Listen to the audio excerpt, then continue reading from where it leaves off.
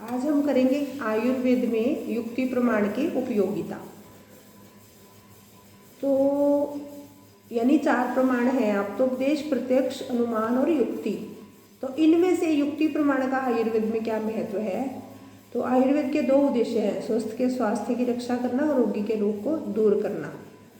और इनके लिए जो साधन है, यानी ये 4 प्रमाण हैं, रोगी के रोग को दूर करने के लिए रोगी की परीक्षा करेंगे, या स्वस्थ के स्वास्थ्य की रक्षा के लिए आतुर यानी स्वस्थ व्यक्ति की परीक्षा करेंगे। तो उनके लिए जो साधन है उनका यानी परीक्षा करने के साधन है जो 4 प्रमाण, उनमें एक युक्ति भी है।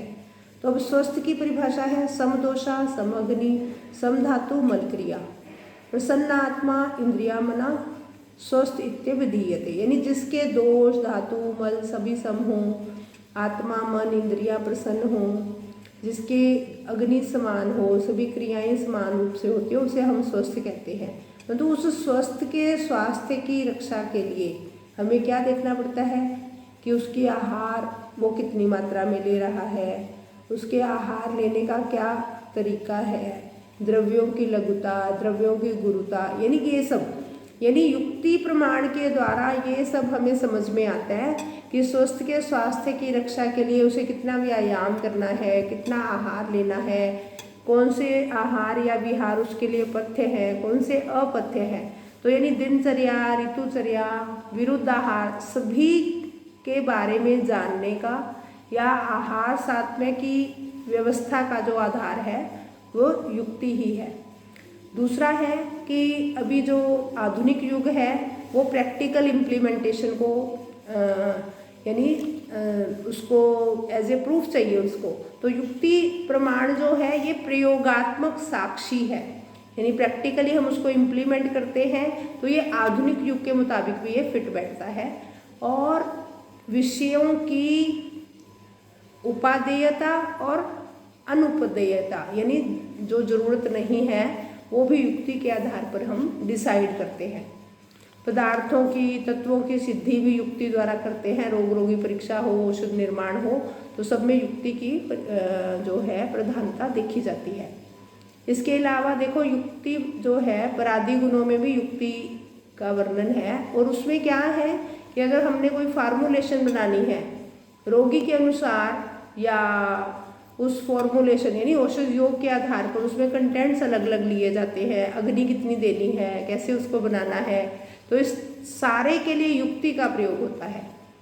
इसी तरह से पंचकर्म अगर हम करते हैं तो उसमें भी चिकित्सा में सफलता के लिए युक्ति के आधार पर ही चिकित्सा साफल्य होता है। तो जो चिकित्सा है, देश काल, औषध निर्माण, जो भी योजनाएं बनाई जाती है पंचकर्मा में कि अगर छोटा बच्चा है उसको सुख विरेचक औषध देनी है, और अगर क्रूर कोष्ठी व्यक्ति है उसको तीक्ष्ण विरेचक या कुछ औषधियों को मिला के दिया जाता है ताकि उसका रिजल्ट अच्छे से मिले। तो यानी पंचकर्म में भी युक्ति की उपयोगिता है। त्रिकाल यानी प्रेजेंट, पास्ट और फ्यूचर, तीनों कालों की वेदना की शांति युक्ति द्वारा ही निर्दिष्ट है, इसलिए त्रिकाल वेदना की शांति के लिए भी युक्ति उपयोगी है। अब देखो ऋतुओं में अलग अलग दोष संचित होते हैं, प्रकोप और प्रसर होते हैं। तो जब दोष संचय होते हैं उसी समय अगर हम प्रिवेंटिव कुछ अपना लें यानी औषध आहार अपना लें तो रोग बढ़ता नहीं, प्रकोप की ओर नहीं जाता, ना ही फैलता है।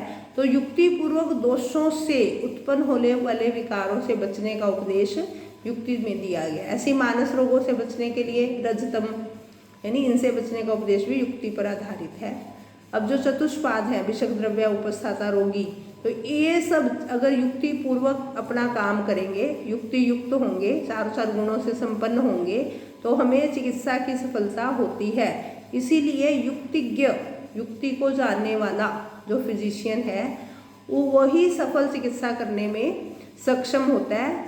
परंतु जो युक्ति को नहीं जानता वो रोगी के लिए उपद्रव पैदा करता है या उसके लिए यानी उसके रोग को शांत नहीं कर पाता।